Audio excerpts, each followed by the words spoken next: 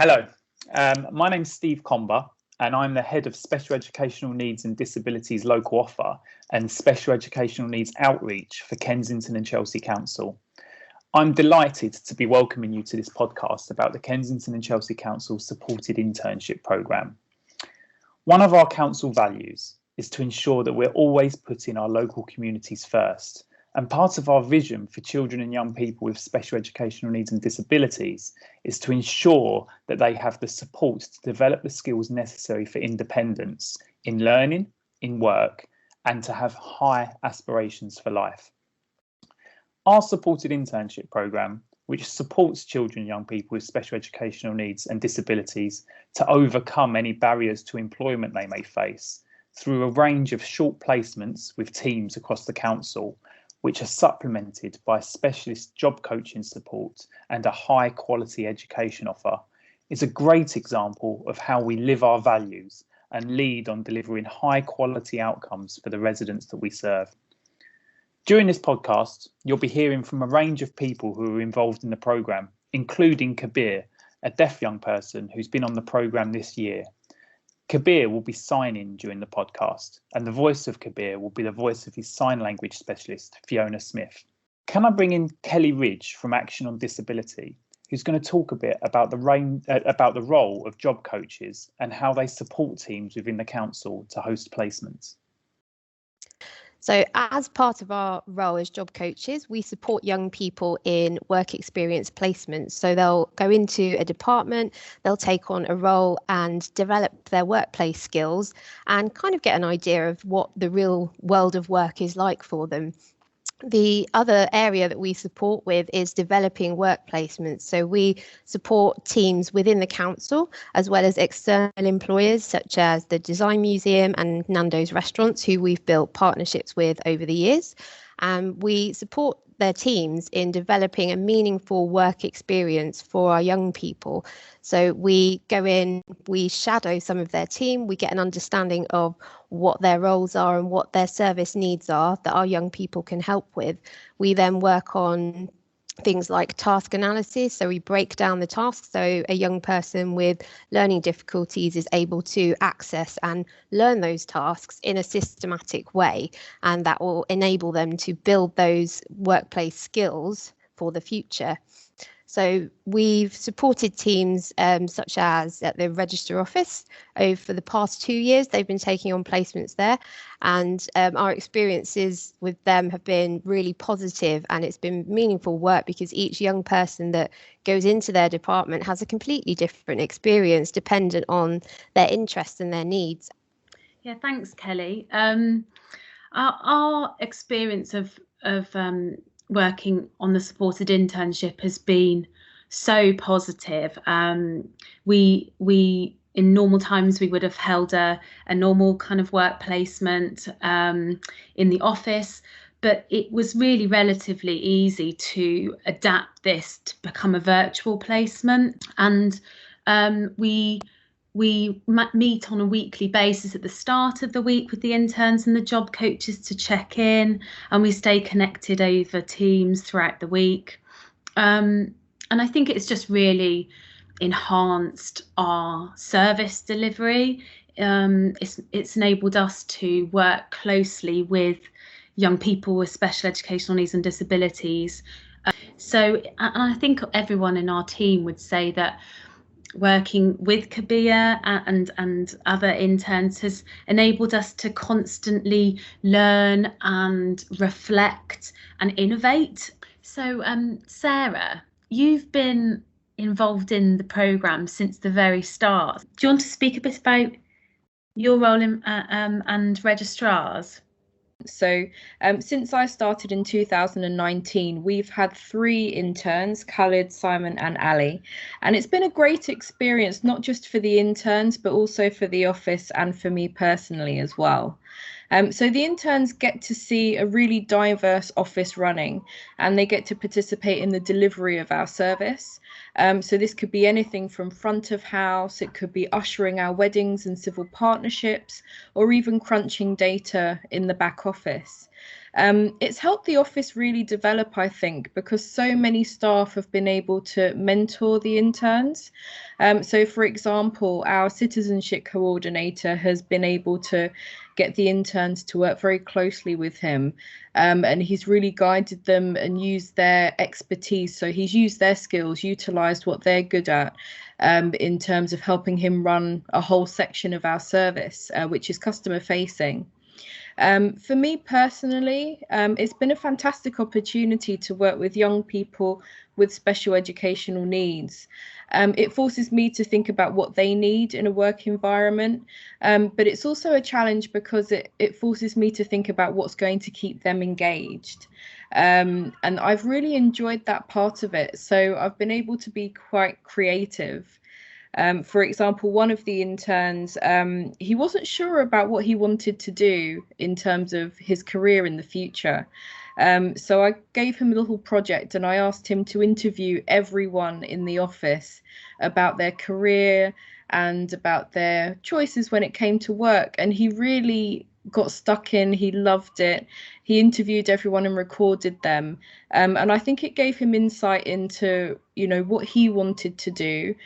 He was incredibly skilled at interviewing and making recordings as well. And everyone just really loved engaging and having that communication. And I think that's really important. I think that the supported internship program has worked because of the great communication that we've had with your team and also with the job coaches. So Kelly, especially. So it can be quite nerve-wracking, I think, both for the intern coming into such a busy, unusual office because we do weddings, we do births, we do deaths, but also for us because we're not sure what they're comfortable with, and the atmosphere can be quite busy, quite noisy, and sometimes the interns need a space of quiet. But I think that through communication, through having the job coaches physically there and talking to us and the intern, it's made it a really great experience. And it's given me a lot of confidence in our office because the job coaches have been able to give the interns some space when they've been with us as well.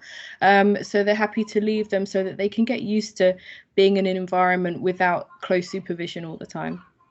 Yeah, that's interesting. It was interesting you said about the kind of supervising experience that the mentors were gaining, and I just wondered, the mentors, are they normally people who are in a supervisor role or a management role, or have they been other members of staff? It's a mix of both. So I am a manager within the register office, so I will mentor them directly. And so staff who aren't usually supervisory, so it's given them the chance to step up.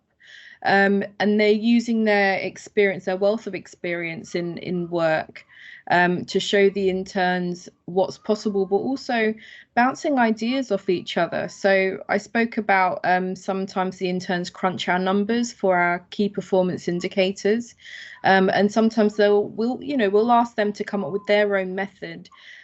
So they've really shown us some really good ways of dealing with problems or challenges within our work that we would never have thought of. So it's a great time to have fresh eyes on old problems. I just wondered if you had any advice or tips or any learning that you would pass on to other service areas in the council thinking about joining the supported internship partnership and hosting placements as part of this. Of course. I think if any other department was thinking of hosting a supported intern, I would definitely recommend that they do it. It's a great opportunity for you and your team. In terms of advice, I would say make sure that when you first meet your supported intern, sit down with them and their job mentor and really get to know them, find out what they enjoy doing, but also what experience they've already done. Many of them have already worked in for example, museums, other offices. So they have skills and insight that they can share with you. And also, as I said, to find out what they really enjoy doing and what they have a passion about and how you can weave that into your work. One of the things I was going to ask is what sort of commitment do we ask from teams that want to be involved in the programme? How many placements do the young people do during the course of the year? Of course. So throughout the year, so it's the academic year, we have 3 terms. So we would look for placements for 3 different placements throughout the academic year for each intern. So we usually have a cohort of 10 to 12 interns. So that's 10 to 12 young people in placements every term, hopefully, all things COVID related aside. And so each term they'll do 10 to 12 weeks. And within that, they'll develop and have one-to-one support to begin with from a job coach, and slowly tapering off that support so that they become independent. I think what works really well is that kind of that graduated approach to starting, and having those kind of mid-term check-ins that we have with the job coaches jointly and the interns to review progress, and then at the end of term placement, that review, it helps us as a team understand what worked well and what we could do differently for the next placement, and really hear from the interns the difference that it's made to them. Yeah, and we know from our experience, it's being involved in a program like this is so good for morale within the teams, and it provides a bit of workforce development opportunities for people who want to take on a bit of responsibility in being the mentors or the managers for the young people that are involved. And also, of course, we know, and I'm sure we'll hear later on during this podcast from others, that the placements have gone so well in some instances where, you know, the teams have found future employees that are able to now work for them, which is really great.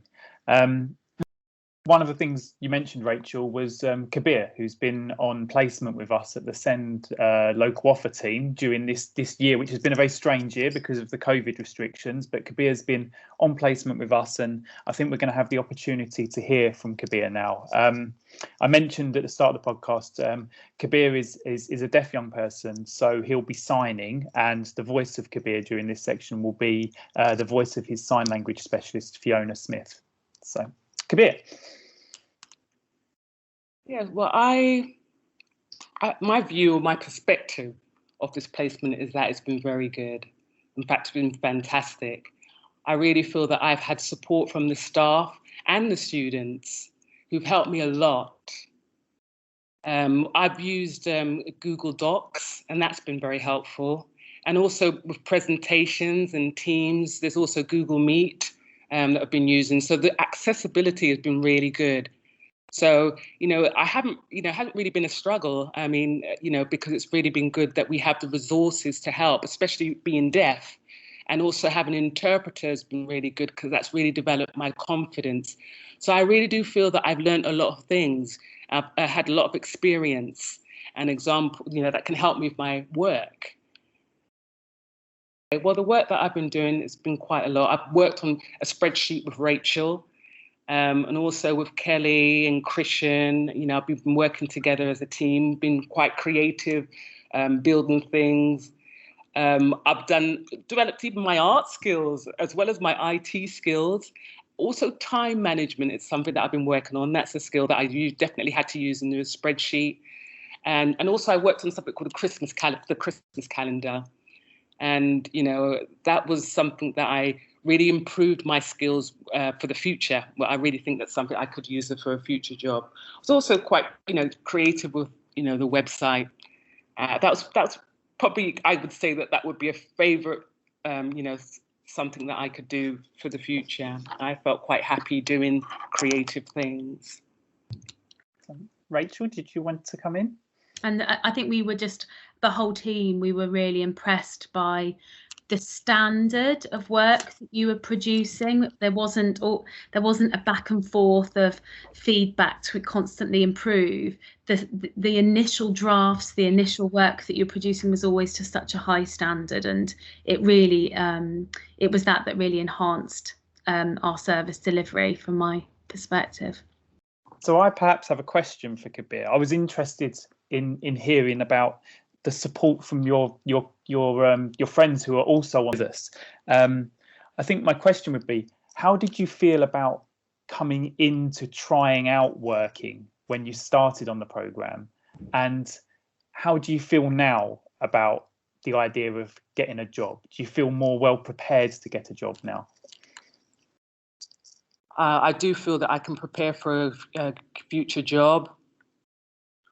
Working with the students and the staff help. They really did help me.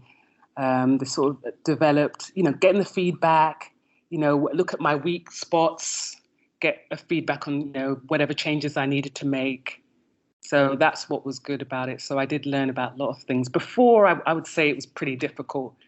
But in this situation, students helped me, and that we can share our ideas. So that was really good.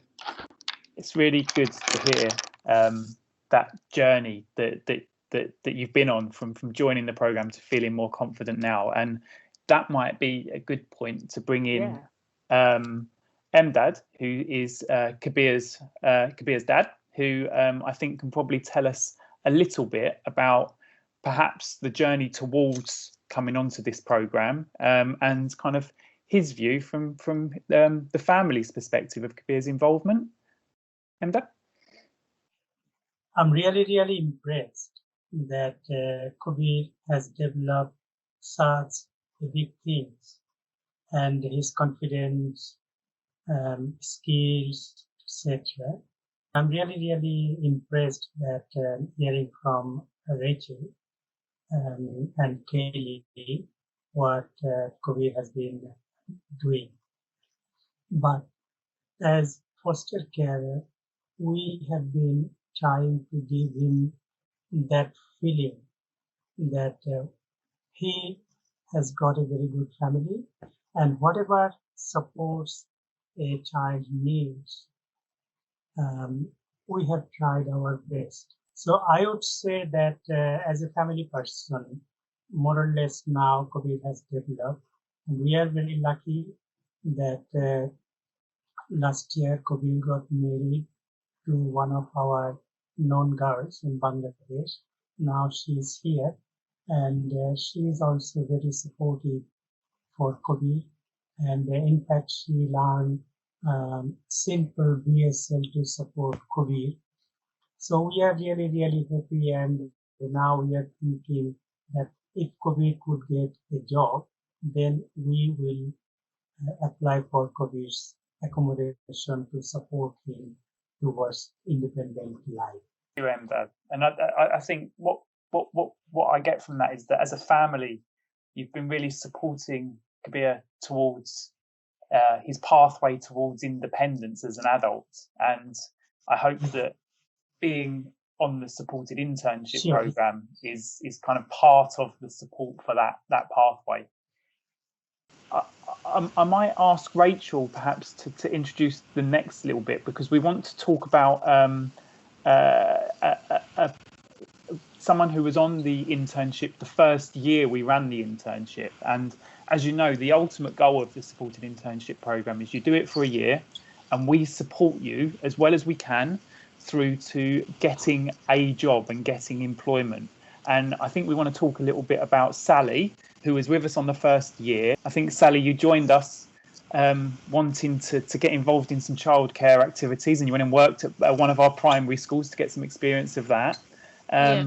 But since at that graduation, you were saying that from the experience you had elsewhere, you were now thinking about going into getting some work on a reception. So why don't we start if I ask you, what are you doing now? What's your job at the moment?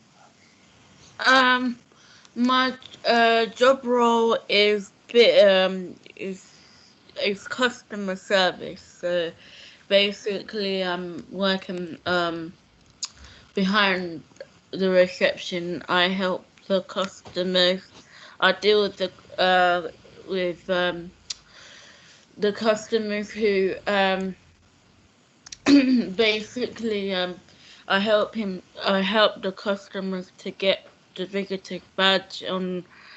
I think most people who are listening to the podcast will recognise your voice because they see you in the mornings when they come into the town hall. Yes. So, and that is you're doing that as part of a different course, isn't it? So you did the supported internship, and now you're a inclusive apprentice. Is that right? You're doing it as an inclusive apprentice. Apprenticeship, yes. Apprenticeship. Yeah. And did you think when you started the internship program, think back way to when you were doing the internship program, did you think that you'd be working as a receptionist at the start, or is that something that you realised while you were doing the course? After I was doing my intern, I just realised that I heard about that there was a job available in reception, and yeah. So. And you very clearly, from what you were telling us, know that job inside out, and I guess knew the people you were going to be working with through your experience of working with them on the internship program. Yes, I enjoy working with another team, a member of the team, my colleagues, and yeah, they're really good, and they help me a lot to improve as well. And I think that's it from the council's perspective to be involved in this, and I'm sure from everyone else involved in the programme. We're so proud of the progress that the young people make as part of the programme, but also that we're able to find excellent employees who can take that next step into a supportive apprenticeship or an inclusive apprenticeship and continue to develop with us. But obviously the programme isn't just about getting the work experience. There's also an education element. At its core, it's an education programme that's delivered by our college partner, West London College. And the young people, while they're on the programme, they spend 4 days a week in their work placements and a day a week in the classroom with Ayinda, who's the tutor on the programme. And I wondered if, Ayinda, you wanted to talk a little bit about the education element of the programme. Hi everyone. I'm Ayinda. As Steve said, I'm the tutor for the supported internship program and also apprenticeships. Kabir is one of my current interns, and Sally actually is one of my current apprentices this year. So basically, the educational side of the program, as Steve said, the students do 4 days a week work rotations, and they're in the classroom with myself once a week doing maths and English. However, on the other 4 days, they are learning employability skills.